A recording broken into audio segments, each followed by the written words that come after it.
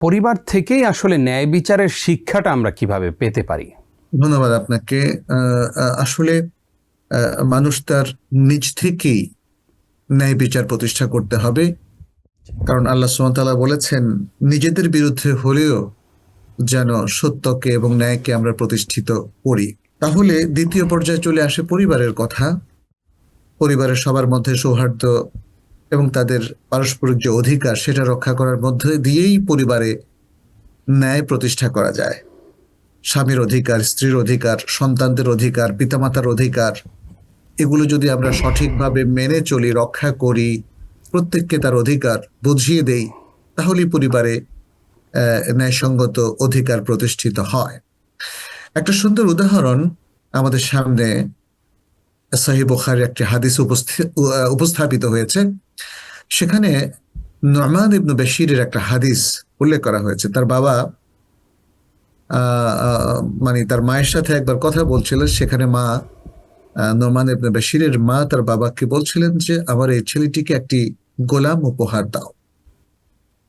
তিনি দিতে চাচ্ছিলেন না, পরে শেষ পর্যন্ত দিলেন। এরপরে বললেন যে রাসূলুল্লাহ সাল্লাল্লাহু আলাইহি ওয়াসাল্লামের কাছে গিয়ে এর সাক্ষী সাবুত সবকিছু সাব্যস্ত করে আসো। তিনি রাসূলুল্লাহ সাল্লাল্লাহু আলাইহি ওয়াসাল্লামের কাছে আসলেন, যেহেতু বাসা থেকে বলা হয়েছে।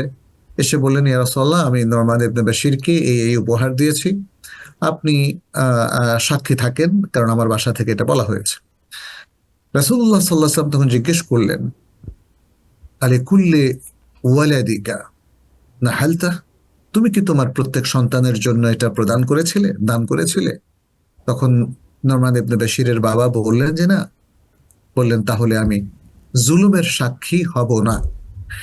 এবং তিনি বলেছিলেন, ইদিলু বাইনা আওলাদিকুম, ইদিলু বাইনা আওলাদিকুম, তোমাদের সন্তানদের মধ্যে তোমরা আদল ইনসাফ কায়েম করো, আদল ইনসাফ কায়েম করো। সুতরাং এখানে পারিবারিকভাবে আদল ইনসাফ কায়েমের কথা কিন্তু এসে গেছে।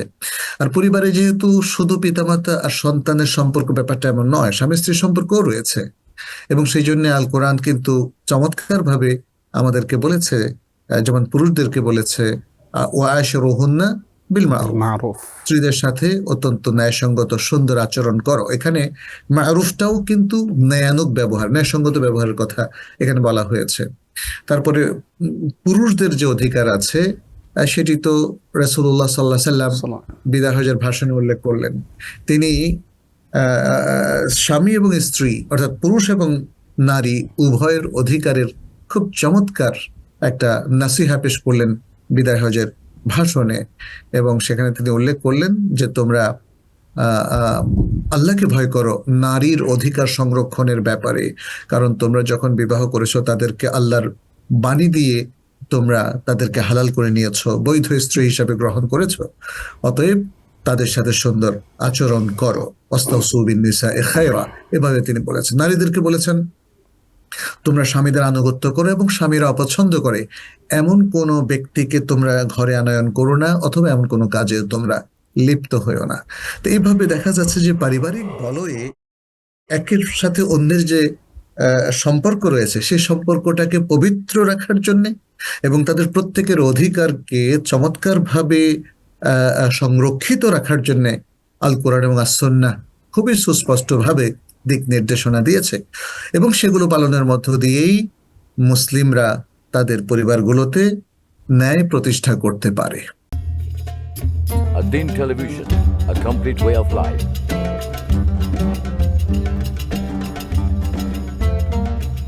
প্রিয় দর্শক, ধন্যবাদ ad-Din-এর সাথে থাকার জন্য।